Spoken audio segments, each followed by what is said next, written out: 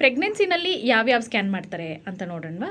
So pregnancy ಸಮಯದಲ್ಲಿ baby growth ನೋಡಲು ಕೆಲವೊಂದು ಇಂಪಾರ್ಟೆಂಟ್ ಸ್ಕ್ಯಾನ್ಸು ಮಾಡ್ತಾರೆ. ಓಕೆ, ಮೊದಲನೇದಾಗಿ 6 to 8 ವೀಕ್ಸ್ ಒಳಗಡೆ ಒಂದು ಸ್ಕ್ಯಾನಿಂಗ್ ಮಾಡ್ಬೋದು. ಸೊ ಇದರಿಂದ ಪ್ರೆಗ್ನೆನ್ಸಿ ಯೂಟ್ರಸ್ ಒಳಗಿದೆಯಾ ಮತ್ತು ಬೇಬಿ ಹಾರ್ಟ್ ಬೀಟ್ ಕರೆಕ್ಟಾಗಿದೆಯಾ ಅಂತ ನೋಡ್ತಾರೆ. ಇದನ್ನು ವಯಬಿಲಿಟಿ ಸ್ಕ್ಯಾನ್ ಅಂತ ಕರೀತಾರೆ.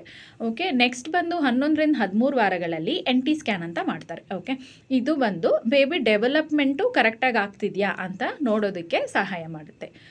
ನೆಕ್ಸ್ಟ್ ಸ್ಕ್ಯಾನ್ ಬಂದು 18 to 22 ವೀಕ್ಸಲ್ಲಿ ಅನಾಮಲಿ ಸ್ಕ್ಯಾನ್ ಅಂತ ಮಾಡ್ತಾರೆ. ಓಕೆ, ಈ ಸ್ಕ್ಯಾನಲ್ಲಿ ಏನು ಗೊತ್ತಾಗುತ್ತೆ ಅಂದರೆ ಬೇಬಿ ಆರ್ಗನ್ಸು ಸರಿಯಾಗಿ ಬೆಳೀತಿದೆಯಾ, ಕರೆಕ್ಟಾಗಿ ಫಾರ್ಮ್ ಆಗ್ತಿದೆಯಾ ಇದನ್ನು ನೋಡ್ತಾರೆ. ಓಕೆ, ಕೊನೆಯ ಟ್ರೈಮೆಸ್ಟರ್ನಲ್ಲಿ ಬೇಬಿ ಗ್ರೋತ್ ಮತ್ತು ಪೊಸಿಷನ್ ಕರೆಕ್ಟಾಗಿದೆಯಾ ಅಂತ ನೋಡೋದಕ್ಕೆ ಗ್ರೋತ್ ಸ್ಕ್ಯಾನ್ ಅಂತ ಕೂಡ ಮಾಡ್ತಾರೆ. ಓಕೆ, ಸೊ ಪ್ರೆಗ್ನೆನ್ಸಿ ಸ್ಕ್ಯಾನ್ ಬಂದು ಬೇಬಿ ಮತ್ತು ಮದರ್ ಇಬ್ಬರ ಹೆಲ್ತ್ ಮಾನಿಟರ್ ಮಾಡೋದಕ್ಕೆ ತುಂಬ ಇಂಪಾರ್ಟೆಂಟ್ ಆಗಿರೋ ವಿಷಯ. ಓಕೆ.